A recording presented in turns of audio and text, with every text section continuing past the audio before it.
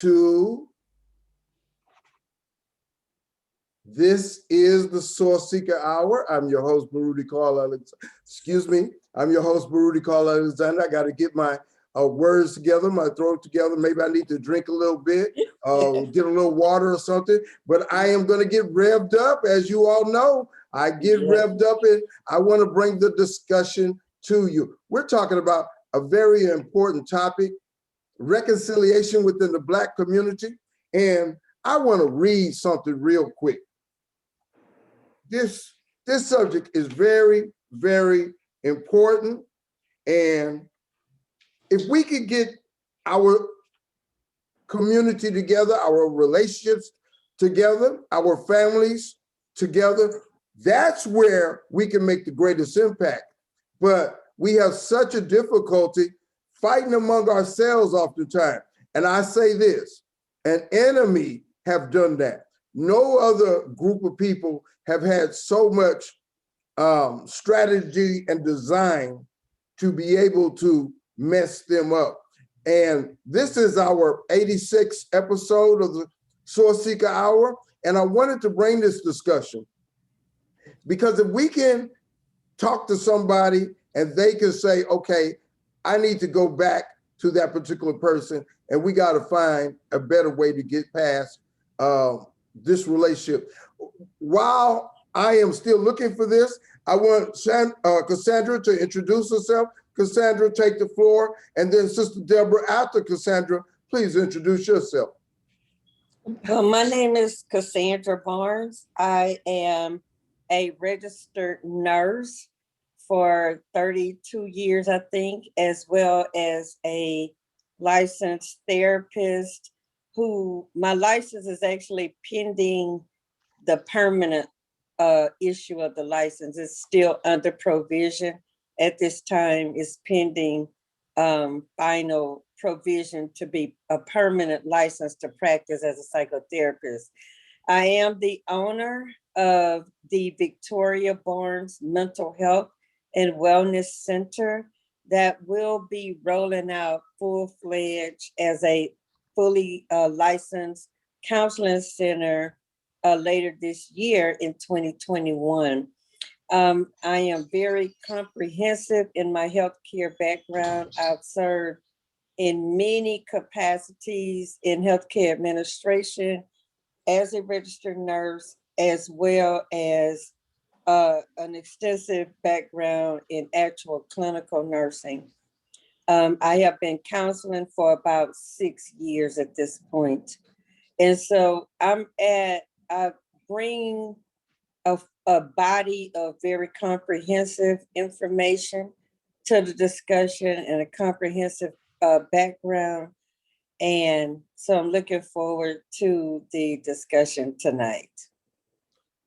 I will have a very important question specifically for you in a second, but I want to allow Sister Deborah, if you just want to say hi to everybody. Oh, she don't want to. Sister Deborah? Well, she may have to leave for a second. This is the Sourceseeker Hour, and I wanted to read this. Yes, within the Black community, the pain and hurt against each other can often be deafening.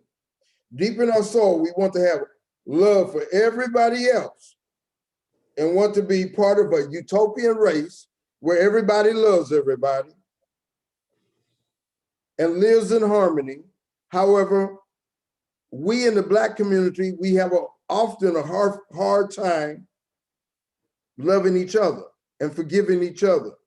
It causes real problems within our neighborhoods and in our communities. So that's what this discussion is going to be about, reconciliation.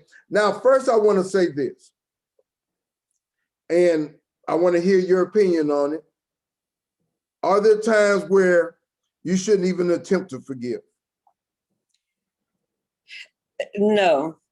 And the reason why I say that there's never a time that you should attempt to forgive is because the primary goal of forgiveness as it relates to mental health management is to free the individual that's seeking an act of forgiveness, so to speak.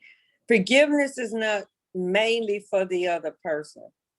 Forgiveness is really for the person who is seeking some level of forgiveness. And many times it doesn't have much to do with the other person. It's great if we can have someone reciprocate our acts of forgiveness, but it's not a requirement as it relates to forgiveness. Forgiveness is a vehicle that frees you as a person. I've seen so many situations where the way, in other words, forgiveness or the attempt at forgiveness comes off as being weak. What do you say about that? Yes, I thoroughly agree. And this is why it's so difficult for people to seek forgiveness, because they assess the act of forgiveness or seeking forgiveness is either an admission of guilt, an admission of weakness, an admission that they were wrong in a situation, or they look at it as they don't want further rejection. As a mental health therapist, I deal with that a lot as it relates to walking people through acts of forgiveness. They don't seek it because of the fear of further rejection. So there are a lot of dynamics at play when you're looking at making a decision to seek forgiveness. But again, as I stated before, the act of forgiveness is less about the other person and more about freeing you. But let's say the two people, they had a relationship. I mean, this could be, I'm not talking about a physical relationship. I'm talking about family members. They could be family members, and they had a real bad blow up, real bad, threatening lies, all this kind of stuff. But you're still family. Yes. And there's a point where maybe, probably, certainly, you should seek reconciliation. Who should go first? Well, I have a lot of experience with that because I'm sitting right in the midst of a situation like that right now. And I speak from experience, which is why I wanted to do this program tonight. I had, when my grandfather, I come from a family that was very financially secure or wealthy, so to speak. And I was the co-executor of his estate. And my aunt, who was his natural, his daughter, I was his granddaughter naturally, but he adopted me legally. So I'm his daughter and his granddaughter. I'm legally his daughter, but I'm naturally his granddaughter. So I was co-executor, and that caused a lot of conflict for various reasons, jealousy because of the adoption, us feeling like, her feeling like we were taking resources that should have belonged to her and things of that nature. Well, long story short, it was a lot of things that transpired as a result of that. And I felt, just as you're stating, that, okay, we're family. He's been transitioned now for 20 years. At this point, when does this end, or when do we put this behind us? I reached out several times to try to bring some reconciliation. I personally don't feel like we need to like each other. We may never like each other, and that's not even a requirement for me at this stage of my life. But I still felt like there should have been some area that we had a discussion and at least was able to hear each other's concerns or issues or whatever. Well, that door was never open to me. That was never, my effort was never reciprocated. And so I think I tried maybe 2 or 3 times. Can I And ask this specific? mhm, How do you try? Do you make a phone call? Do you do an okay. email? Yeah, well, what I did, I tried to call. I think I left a message. No, I sent a letter that was never responded to.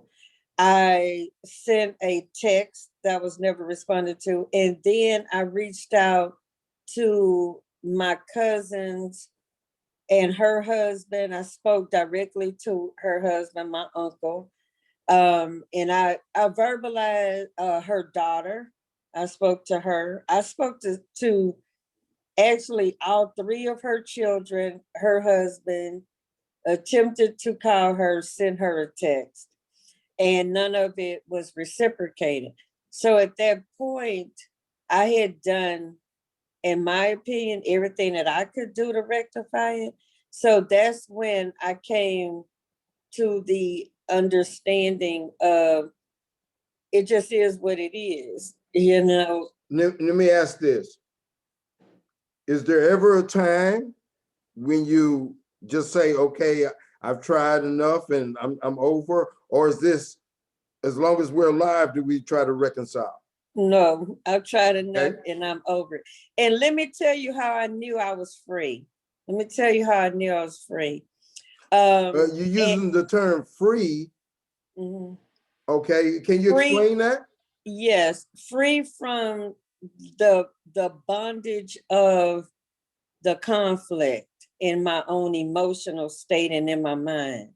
One thing that I know as a mental health professional is that when you're really delivered, when you're really free in your mind, in your soul, and in your spirit, when you see that individual, it doesn't move your spirit. It doesn't change your emotional being. If I used to see her or see one of my cousins who is her daughter, who was kind of in cahoots with her, it would literally vex me to the core of who I was, of my being. Their name would vex, just seeing her name would vex me. Do you think that'll And change? it I did mean, change. that That's how. emotion that you're describing, will that Mhm. change over time where there might be a door, an opening for reconciliation? It did change. I was at a ceremony for one of my cousins about maybe a month or so ago, and both of them, my cousin was there and my aunt was there, and when I saw them, nothing moved in me negatively. And I did not even realize it until I was laying in the bed. The Holy Spirit, I'm a strong Christian believer. The Holy Spirit had already told me I will know when I'm free when I see them and nothing in me move. And I did not even realize it until I was laying in my bed one night about a few days later, and the Holy Spirit said, "You noticed when you saw them, nothing moved in your spirit. Now you're free." Let me say this. The Holy Spirit moves in mysterious ways. Don't count out the possibility that it can allow you to be open again. I want to go to a story in my own life, but before I do, I want to check back with Deborah. Did you want to chime in, or you just would like to listen? I guess she would like to just listen, and that's okay. Hello? Yes. Okay. Well, I want to share this story, and I wrote about it in my book. Of course, we all have family. First, with my immediate family, my brothers, my sister. Of course, we all grew up together and so forth. They are what 10 years older than I am, and so different perspectives. But and my all my family are Jehovah's Witnesses, except myself and my father. So they didn't ask me or bother me all that much about it when my dad was alive. but when my dad passed, I couldn't believe the barrage that came of them trying to push me in that direction. Now, mind you, I'm in my 50s at this time, which I still am. And it's like they were saying, you don't know who you are. You don't know what you believe. And, you know, they didn't do it while my dad was alive. But also, my dad was a major politician, major in my opinion, of course. And he would go to different political events, different things. And according to their interpretation of the faith, they could have no part of that. So he was out there by himself. And, you know, I was not really mature enough at the time. I'm talking about when he was a younger man. He was a politician, and he was involved in all of these things and trying to keep everybody afloat. And he went to AME church. He was an AME, African American Episcopal. Now, he wasn't deep church goer, but that's the church he believed in. And if he went to a church home, that's where he went. Now, when my dad got older, couldn't move on his own, he wants to go anywhere, anywhere somebody would take him. So he did go with them to the Jehovah's Witness faith church. I took my family, my mother, a couple of times. But when my dad passed, they wanted to make this big statement that he had went over to the Jehovah's Witness church. And he was married, they wanted the funeral to be in a Jehovah's Witness institution. Okay, fine. But then they asked me to do the program, but they wanted to censor me I had to write certain things that they approved of. I said, oh no. And, you know, the argument got a little bit more heated. And, you know, me and my brothers almost came to blows, and it got really bad. And they kept trying to pressure me. You don't know what you believe, who you are, so forth, so on. So it caused a big rift, big rift. And I had animosity.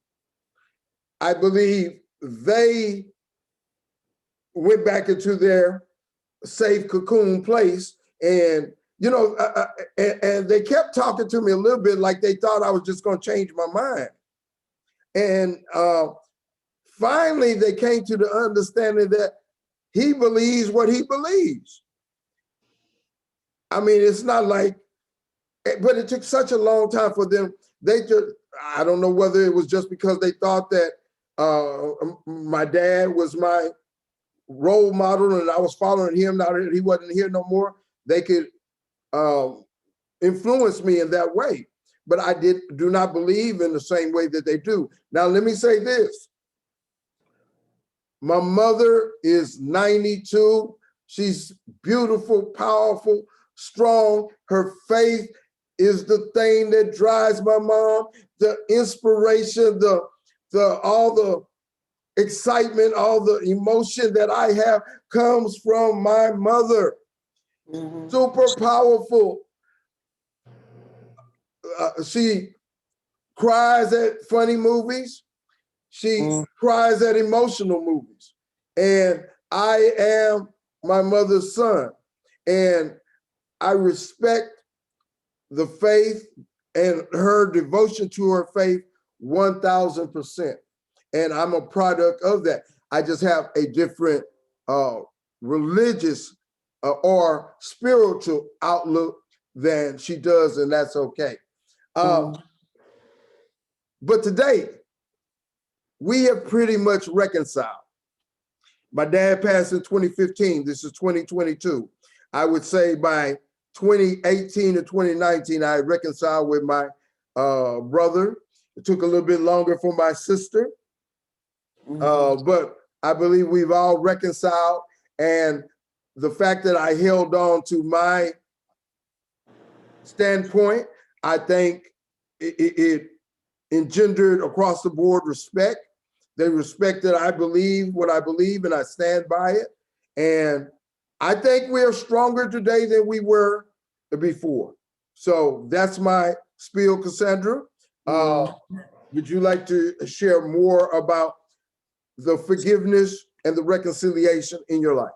Yeah, because I mean, that's a very strong area, because I've had many patients that are Jehovah's Witness, and they are very, very committed to their religious principles, and they're unyielding in their religious principles. Whereas those of us who are But if I may interject, and I want to make sure that I put this out there, there are different, Jehovah's Witnesses are different. Not all of them are very strict upon this. For instance, you may know that Prince, Michael Jackson, a lot of artists have the Wayans, the Wayans were all brought up as Jehovah's Witnesses. Now, those that are very strict in their principles, they have a certain perspective, but there are some that are not as strict, but still follow the faith. I just want to say that. Yeah, and that's true. I've had patients that were both, very firm in their presentation, and then some that may have not been as firm. But what I think at the end of the day, it boils down to how much you value, or how much value that relationship brings to your own life.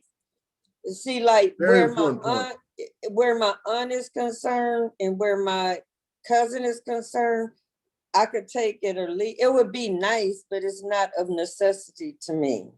Now, my sisters and I have fallen out. That's a different scenario, because I'm going to bite the bullet, and try to work a little bit harder for reconciliation based on how I value the relationship. Where my aunt is concerned, where my cousin is concerned, I can take it or leave it. It's great if we have it. If we don't, so be it. I'm 58 years old. I'm too old. Maybe if I was in my 20s, where it probably mattered a little bit more. I'm too old to care like that.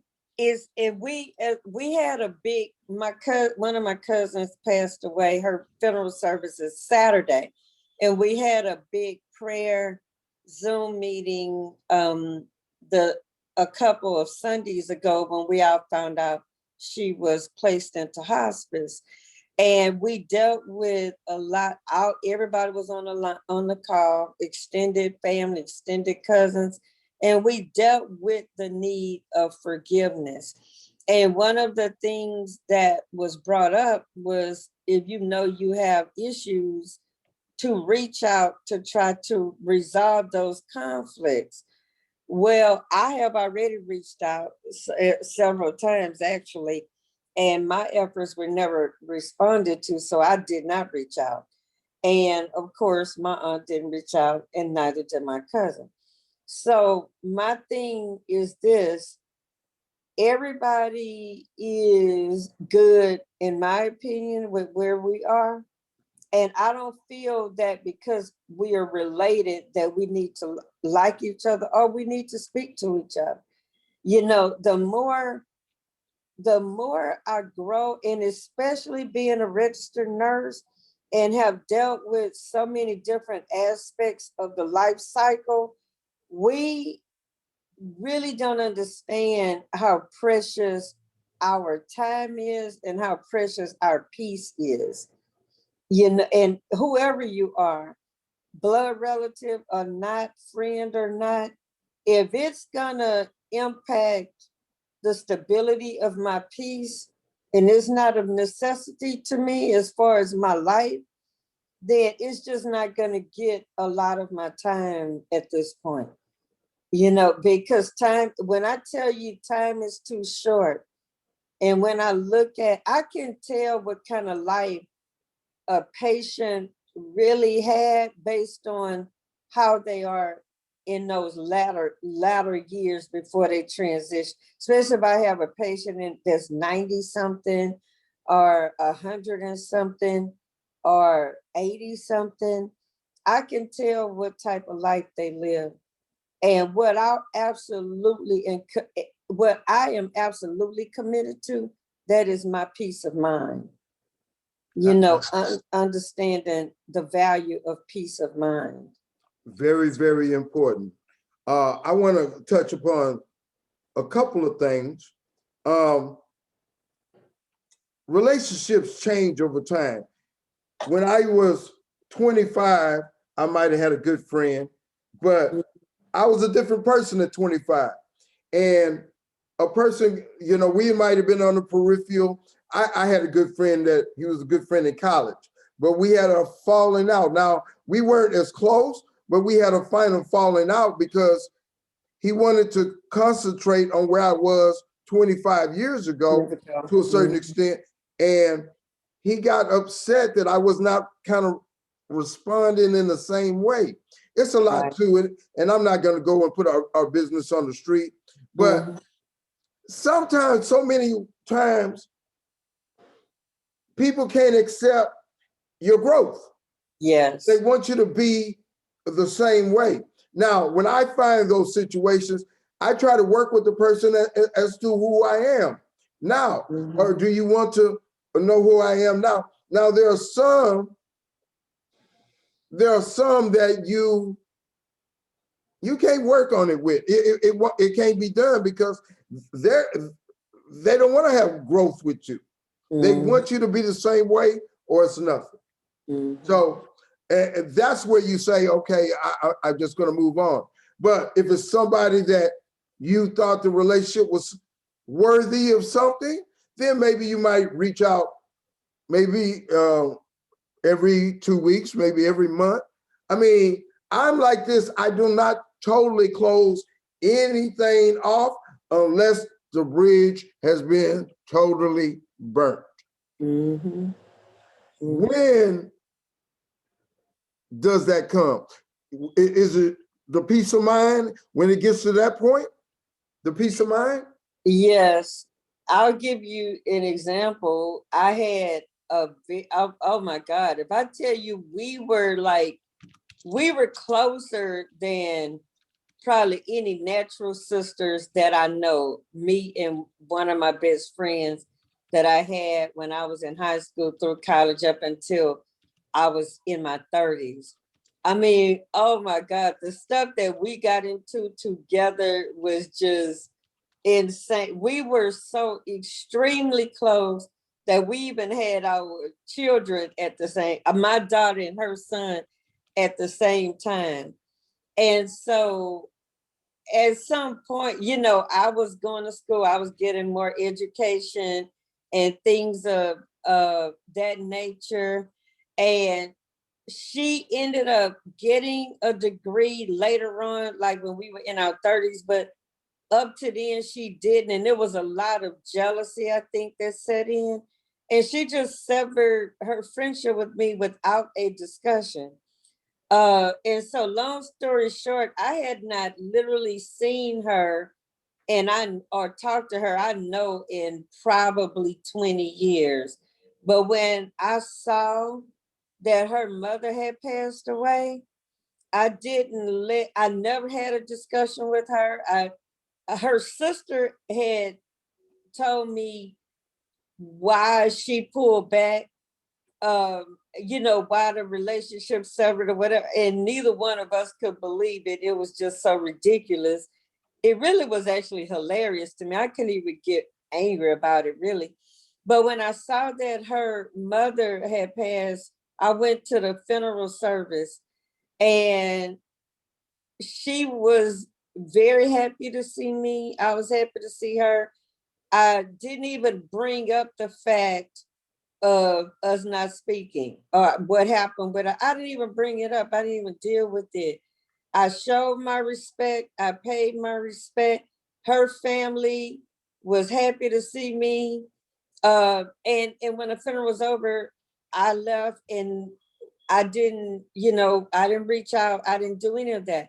Then I was at another event, maybe the next year, maybe a couple of years ago, right before COVID, and she was there.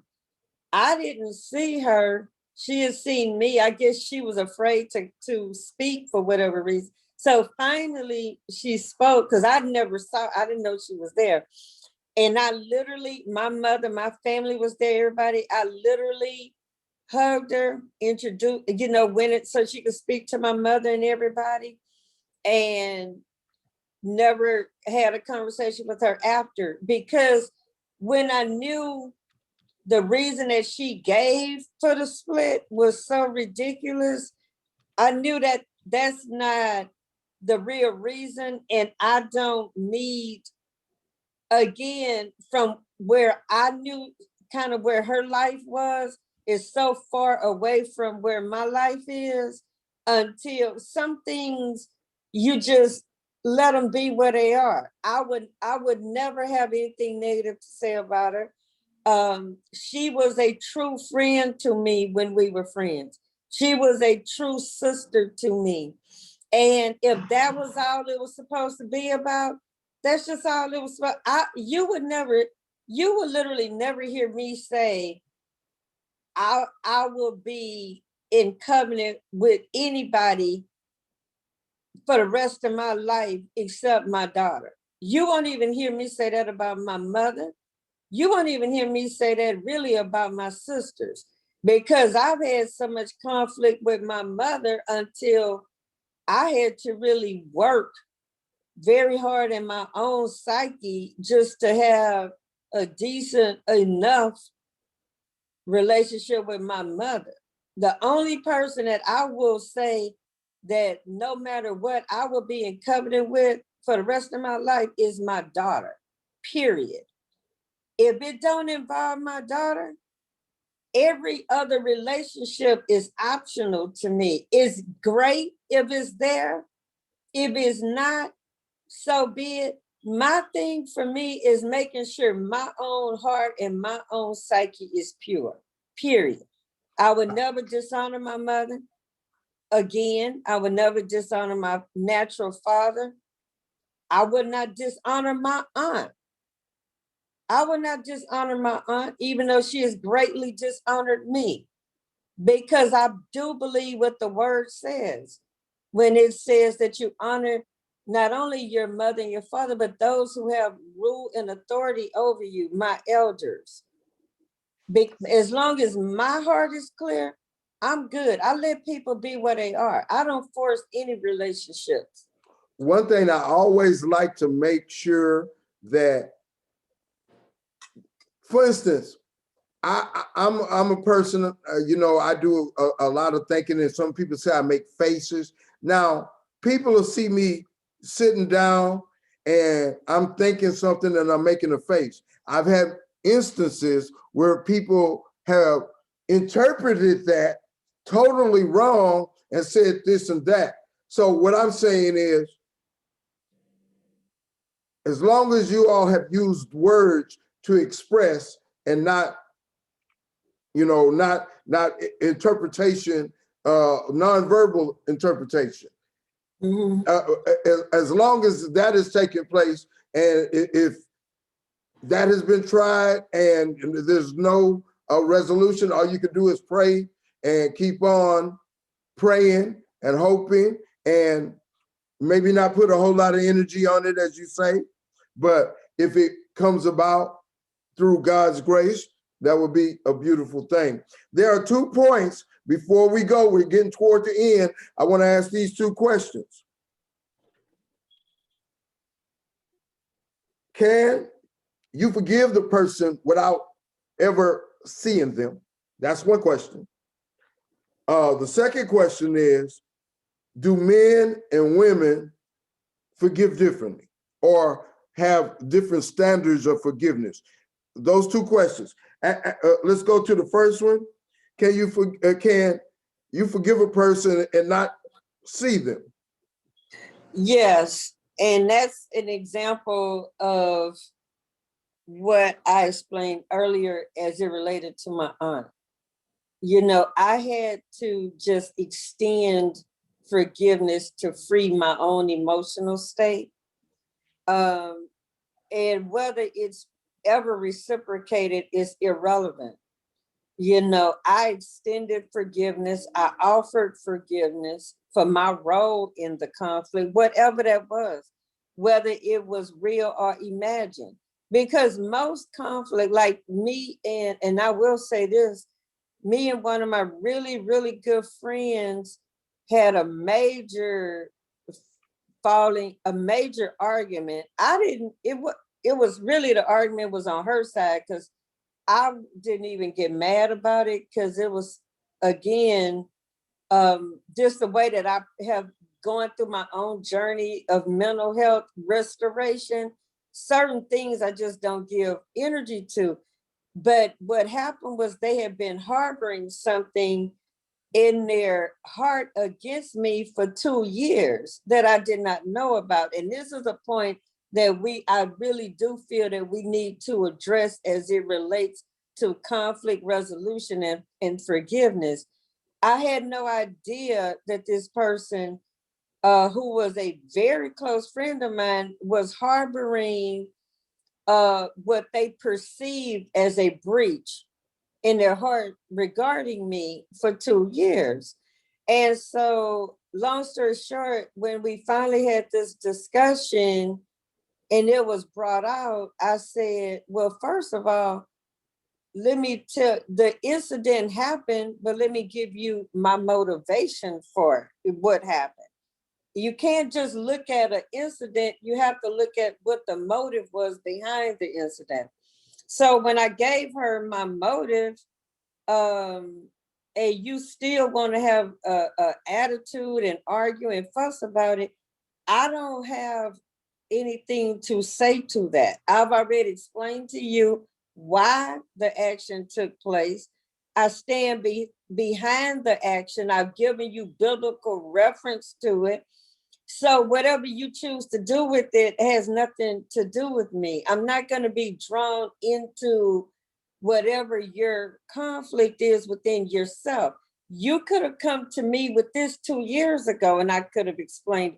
But when you harbor something, it festers. And then when it's dealt with, is way over the top, is way because it's festered for 2 years.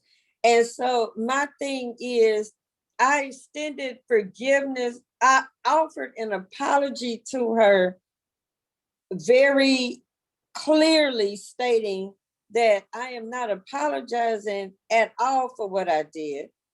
I did it. It was appropriate. It was biblically based, what I did. I did it the way that the Bible instructs. But I apologize if you felt violated because of how the information came to you. Somebody violated my trust that I shared the information with. They violated my trust, and it came to you in a way that was not my heart in what I shared.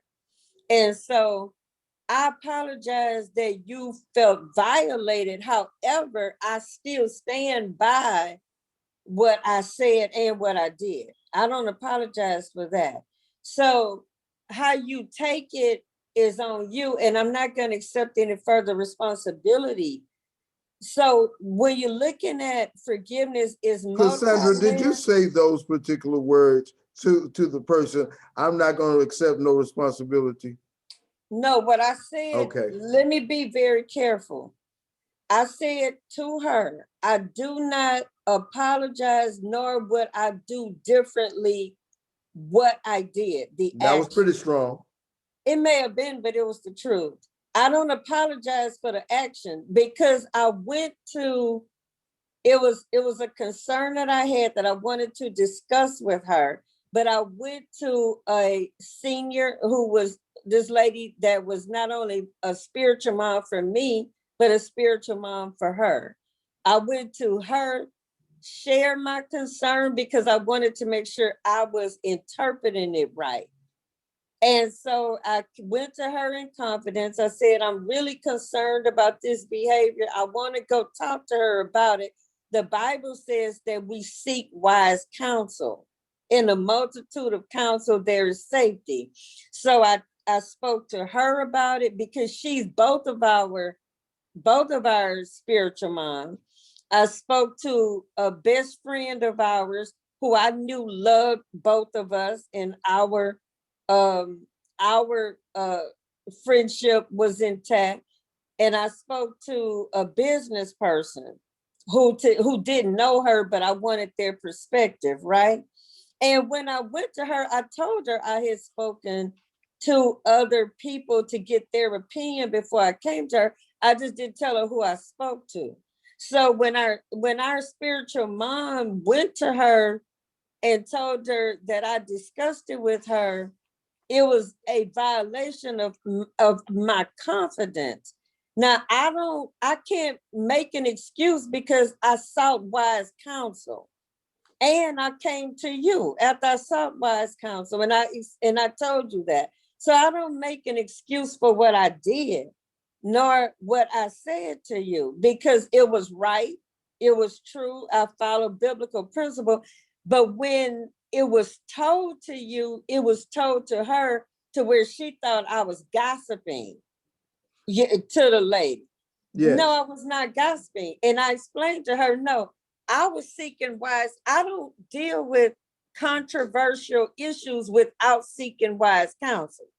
So You that's was what I was doing. trying to find a way to, the best way to help. You wanted to, that's what you were trying to find the best way to help. So you talked to somebody, your spiritual mother, you said? Yeah. And it got back to her. And it got back to her. I mean, if she would have asked me about it 2 years prior, I would have told her, yeah, I spoke to her because I was seeking wise counsel. You've been my friend for 20 years. You already know you know my heart. You know I'm not a gossiper. You know, that's not even, anybody that knows me, that's not even my heart. But you didn't have to wait for the right timing when we have spoken 50 times, been out. I've been a friend, a true friend to you, and you know that. So why would you wait 2 years if you had a concern? Come to me, because there's nothing gonna change about what I explained to you. If you she came to me and she told me that you came, what was that about? And I would have told her.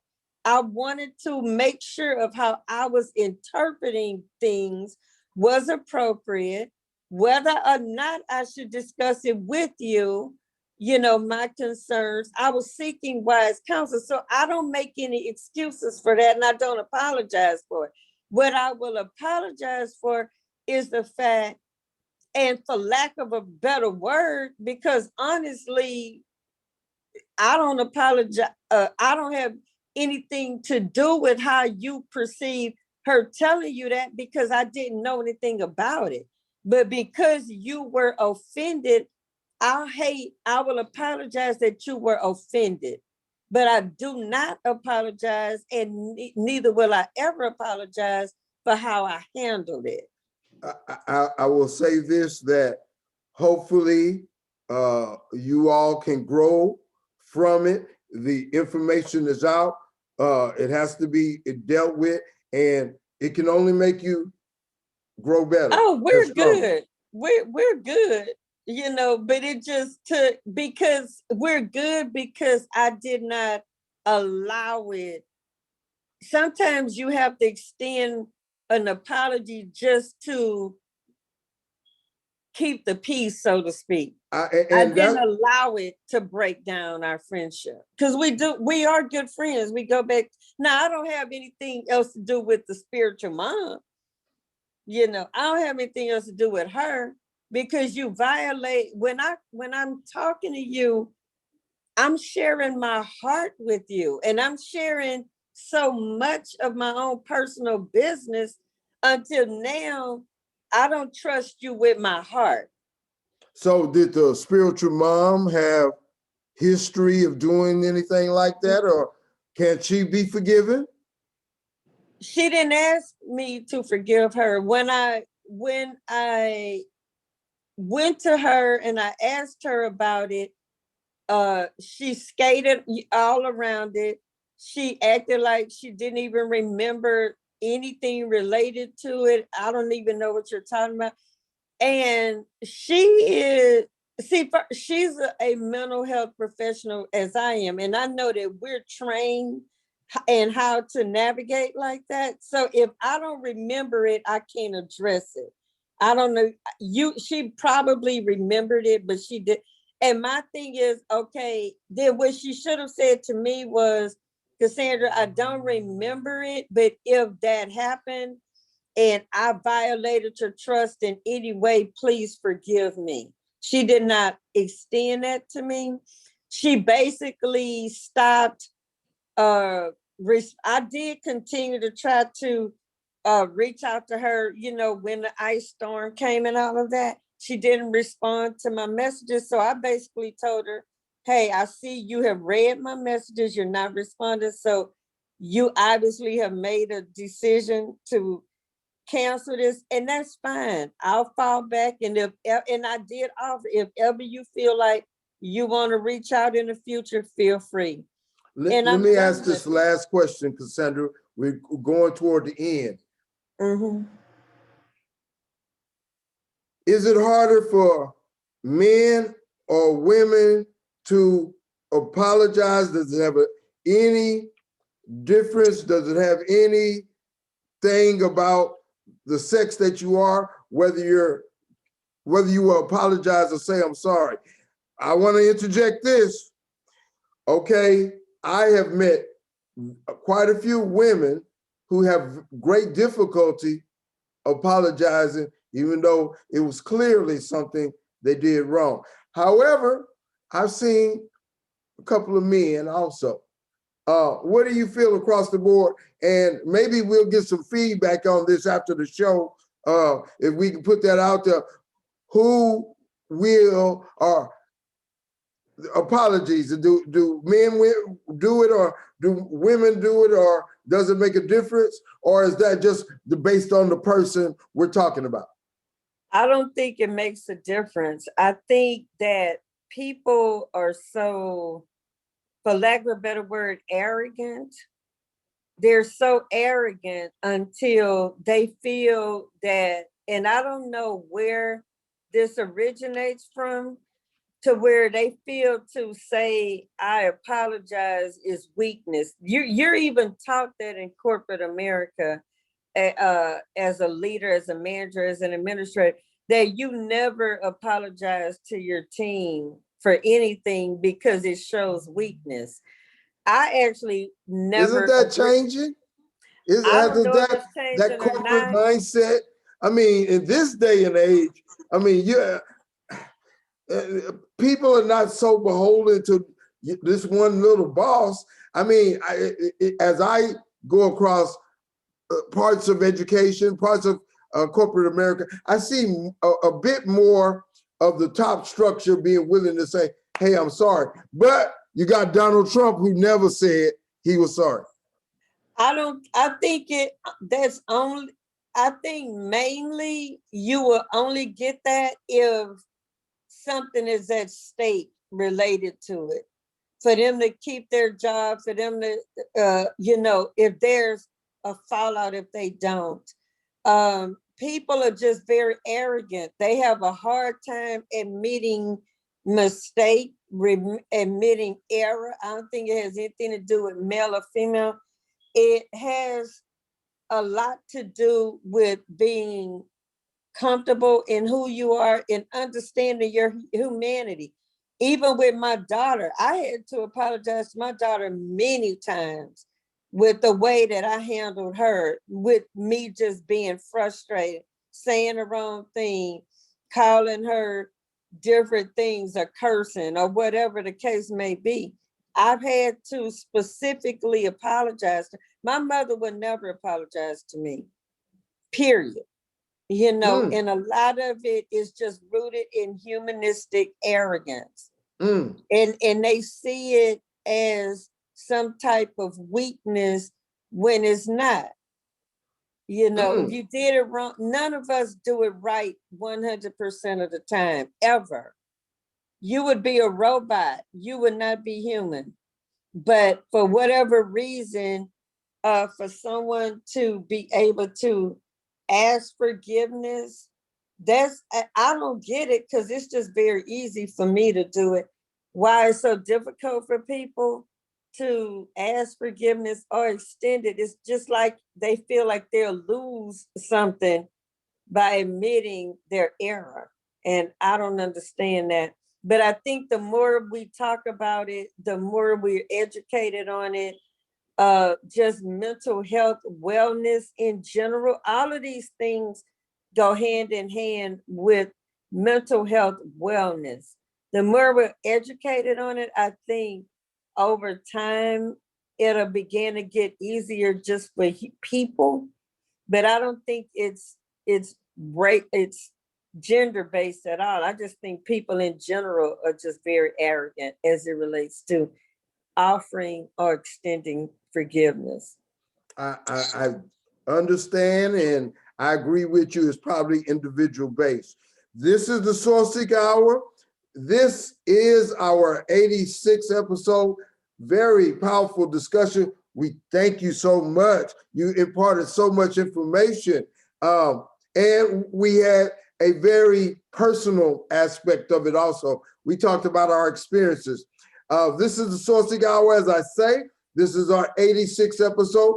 We are at our close. I want to say thank you to our guest who's listening. Cassandra, share with the audience your final statement and how they can reach you. Well, my name again is Cassandra Barnes, registered nurse and therapist, licensed. Full license pending. My license is still under supervision at this point, going through the process of being permanently licensed. I am the owner of the Victoria Barnes Mental Health and Wellness Center. You can get information regarding me on Facebook. I have a Facebook page for my center as well as my personal Facebook page. And I would love to converse, share, or interact with anyone who has any questions or concerns related to mental health management and wellness. And we thank you so very much. Powerful discussion. We're going to have discussions about forgiveness and reconciliation from time to time, because if we can find a way to do it within our families, within our communities, within our circle, we can have a more powerful circle, a stronger circle, and that makes a better community. This is the Sourceseeker Hour. This is our 86th episode. We will see you next week. We thank you very much, everybody. Thank you very much. We'll see you next week. We're out of here.